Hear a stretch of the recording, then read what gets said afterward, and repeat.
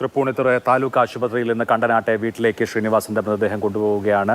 ഭാര്യ ഒപ്പം മകൻ വിനീത്, മൂത്ത മകൻ വിനീത് ശ്രീനിവാസനും ഇപ്പോൾ ഉണ്ട്, ആംബുലൻസിലുണ്ട്. രഞ്ജി പണിക്കർ അടക്കമുള്ള സിനിമാ പ്രവർത്തകരുമുണ്ട്. മലയാളം, കേരളം നെഞ്ചോട് ചേർത്ത് വിട നൽകുകയാണ് പ്രിയപ്പെട്ട ശ്രീനിവാസൻ അടയാർ ഫിലിം സ്കൂളിൽ നിന്നാണ് അദ്ദേഹത്തിൻ്റെ സിനിമാ വിദ്യാഭ്യാസം തുടങ്ങുന്നത്.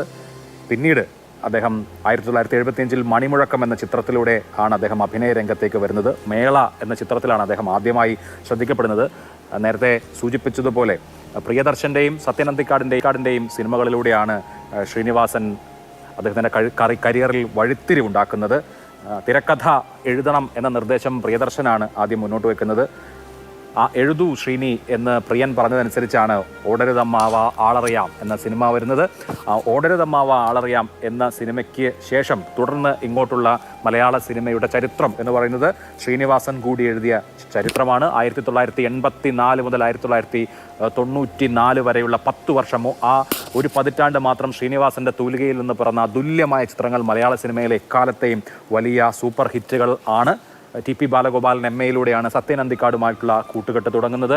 സന്ദേശം അടക്കമുള്ള സിനിമകൾ. അതിനിടയിൽ ശ്രീനിവാസൻ ആദ്യമായി സംവിധാനം ചെയ്ത ചിത്രമാണ് വടക്കുനോക്കി യന്ത്രം. വടക്കുനോക്കി യന്ത്രത്തിലെ തളത്തിൽ ദിനേശൻ എന്ന കഥാപാത്രം, ഞാൻ നേരത്തെ പറഞ്ഞതുപോലെ മലയാളി പ്രതിബിംബിച്ച് കാണുന്ന കണ്ണാടിയാണ് ശ്രീനിവാസന്റെ കഥാപാത്രങ്ങൾ. അപകർഷതാബോധം പേറുന്ന തളത്തിൽ ദിനേശൻ ദാമ്പത്യ ജീവിതത്തിലേക്ക് കടക്കുന്നതാണ് ആ സിനിമയുടെ പ്രമേയം. മലയാള സിനിമയിലെ എവർഗ്രീൻ ക്ലാസിക്കുകളൊന്നായി ഇപ്പോഴും വടക്കുനോക്കി യന്ത്രം ശ്രീനിവാസൻ ആദ്യമായി സംവിധാനം ചെയ്ത ചിത്രമാണ്.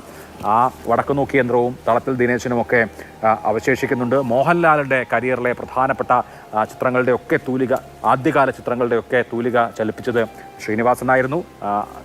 അതിന് നാടോടിക്കാറ്റിന് 3 ഭാഗങ്ങൾ വന്നു. നാടോടിക്കാറ്റിലെ ദാസനും വിജയനും മലയാള സിനിമയിലെ എവർഗ്രീൻ കോംബോയാണ്. എനിക്ക് തോന്നുന്നു നമ്മൾ ദൈനംദിന ജീവിതത്തിൽ ഒരു ദിവസം ഒരു തവണയെങ്കിലും ശ്രീനിവാസൻ എഴുതിയതോ ശ്രീനിവാസൻ പറഞ്ഞതോ ആയ ഡയലോഗുകൾ പറയാതെ പോയിട്ടുണ്ടാവില്ല എന്ന് തോന്നുന്നു. അത്രയേറെ നമ്മുടെയൊക്കെ നാവിൻ തുമ്പിലുള്ള മലയാളി ജീവിതത്തോട് അത്രമേൽ ചേർന്ന് നിന്നിരുന്ന ഒരു സിനിമാ പ്രവർത്തകനായിരുന്നു അദ്ദേഹം.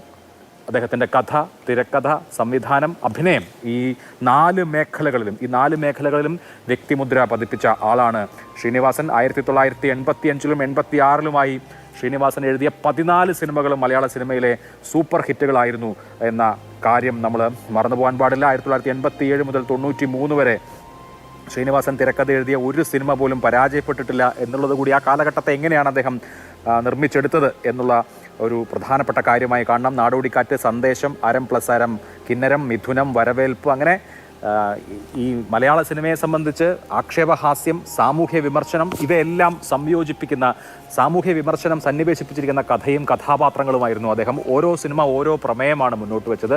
അഭ്യസ്തവിദ്യരായ ചെറുപ്പക്കാരുടെ തൊഴിൽ പ്രതിസന്ധികൾ, തകരുന്ന തറവാടുകൾ,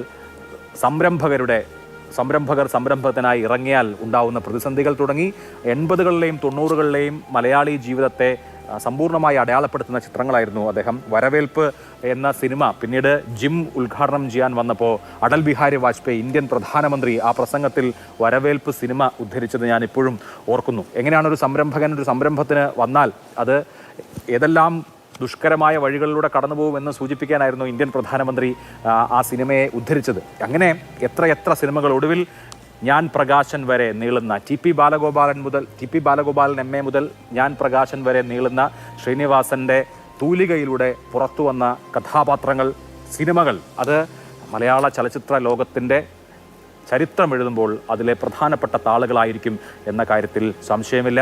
അനശ്വരമായ കഥാപാത്രങ്ങളാണ് ശ്രീനിവാസൻ നിർമ്മിച്ചിരിക്കുന്നത്.